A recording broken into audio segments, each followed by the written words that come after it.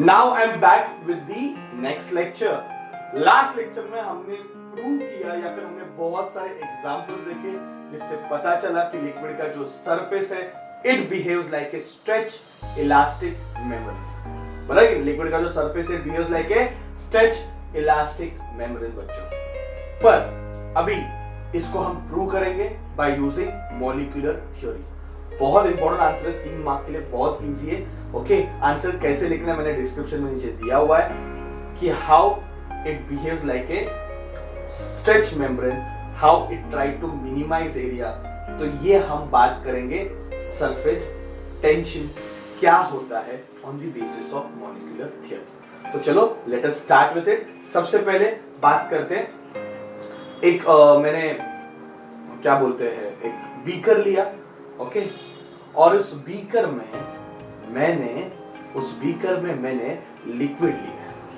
Late us consider water, easily available, ज्यादा त्रास नहीं, वाटर ले लिया और मैं उसमें 3 मॉलिक्यूल कंसीडर कर रहा हूं, 3 पोजीशंस मॉलिक्यूल की। Okay, I am going to consider molecule at 3 position. Okay, तो let us consider 3 molecules A, B and C. आप देख सकते हो ए बहुत अंदर है, बी जो है वो नियर दी सरफेस है, मतलब सरफेस के फिल्म पे है, ऊपर जो मिलते हैं ना एकदम सरफेस की जो फिल्म है उस पे वो बी है, और सी एग्जैक्टली सरफेस पे, मतलब फ्री सरफेस पे सी है। बी फिल्म पे है, जो थिकनेस है छोटा सा 10⁻⁻, उस फिल्म पे है, फिर या फिर उसके थोड़ा नीचे है। ए एकदम अंदर है, ए एकदम अंदर है, तो 3 पोजीशन है, ठीक है।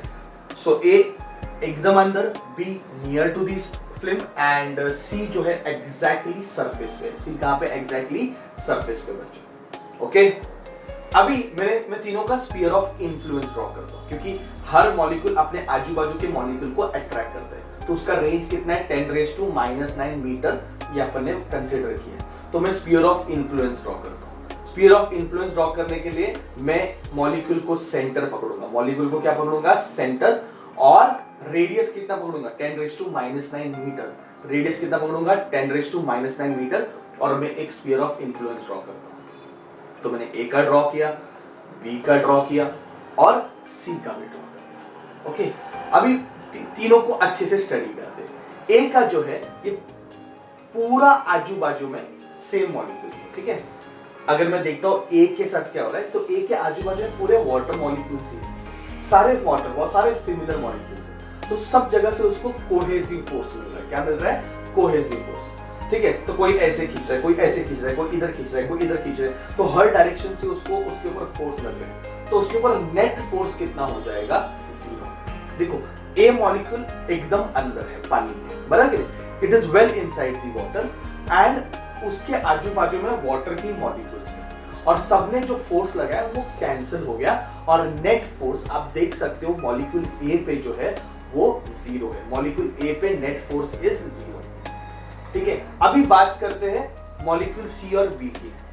उसमें आप देखो जो थोड़ा हिस्सा उसका बाहर है, मतलब एयर में है, स्फीयर ऑफ इन्फ्लुएंस का थोड़ा हिस्सा बाहर एयर में, तो वहां पे डिफरेंट मॉलिक्यूल्स है। ओके, तो मैं अभी इसको ब्लू कलर से शेड कर रहा हूं, वहां पे डिफरेंट मॉलिक्यूल्स है। तो वहां पे जो एयर मॉलिक्यूल्स है वो एडेसिव फोर्स लगा रहे हैं, और जो आजू बाजू में नीचे की तरफ या फिर थोड़ा बहुत साइड में जो है वो कोहेसिव फोर्स लगा रहे हैं। यू कैन सी मॉलिक्यूल का ऊपर सेमी सर्कल पूरा एडेसिव फोर्स, मतलब एयर मॉलिक्यूल्स है, नीचे पूरे वाटर मॉलिक्यूल्स है, ठीक है। तो उसको नीचे की तरफ पुल कौन कर रहा है? वाटर, और ऊपर की तरफ पुल कौन कर रहा है? एयर। सेम वे बी का जो है थोड़ा ऊपर वाला हिस्सा जो है वो एयर का है, मतलब वहां पे एडेसिव फोर्स लग रहा है, एयर के मॉलिक्यूल एडेसिव फोर्स लगा रहे हैं, पानी के मॉलिक्यूल कोहेसिव फोर्स लगा रहे हैं। Which force is stronger बच्चों? Which force is stronger? You talk about A, you talk about B, you talk about C, ठीक है। You can see मैंने forces draw किए, तो कौन सा फोर्स स्ट्रॉन्ग है? तो गारंटेडली कोहेसिव फोर्स स्ट्रॉन्ग है। तो अगर कोहेसिव फोर्स स्ट्रॉन्ग है और नेग्लिजिबल मतलब एडेसिव फोर्स तो नेग्लिजिबल पकड़ लो, एयर का एडेसिव फोर्स नेग्लिजिबल है, ठीक है। तो रिजल्टेंट फोर्स जो है वो नीचे की तरफ रहेगा, रिजल्टेंट, क्योंकि कोहेसिव फोर्स नीचे की तरफ है तो ज्यादा फोर्स नीचे की तरफ लग रहा है, तो रिजल्टेंट फोर्स नीचे की तरफ लग रहा है। ये बात को आप समझ लो। चलो सी का एग्जांपल लेते हैं। सी का ऊपर वाला हिस्सा एडेसिव है, नीचे वाला हिस्सा कोहेसिव फोर्स है। एयर ने जो लगाया एडेसिव फोर्स है जो वीक है, 0 है, तो बच गया नीचे वाला force. That is the cohesive force, तो वो डाउनवर्ड डायरेक्शन में।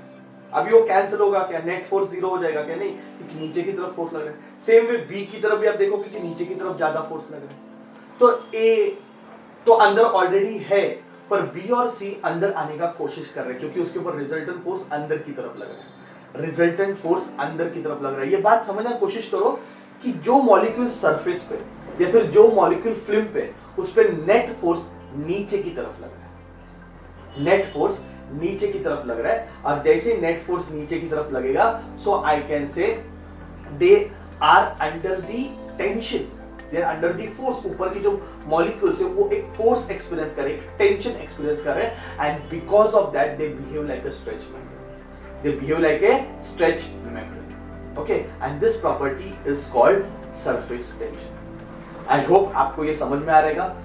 अंदर की जो मॉलिक्यूल्स है वो फ्री मॉलिक्यूल्स है, उन पे ऊपर नेट फोर्स कितना है, जीरो, वो कहीं पे भी जा सकते हैं, उनके ऊपर नेट फोर्स जीरो है। पर जो ऊपर के मॉलिक्यूल्स है उनके ऊपर नेट फोर्स नीचे की तरफ है। मतलब सरफेस पे जो मॉलिक्यूल है उनके ऊपर एक फोर्स लग रहा है नीचे की तरफ, उनको भी नीचे जाना है। तो फोर्स लगेगा तो एक टेंशन वाला माहौल बनेगा, टेंशन बन जाएगा, and it behaves like a stretch membrane. So I hope you understand why the surface is behaving like a stretch membrane, क्योंकि उनके ऊपर एक फोर्स लग रहा है नीचे की तरफ। तो सरफेस पे फोर्स लग रहा है, बात याद रखो, सरफेस पे क्या लग रहा है, फोर्स लग रहा है।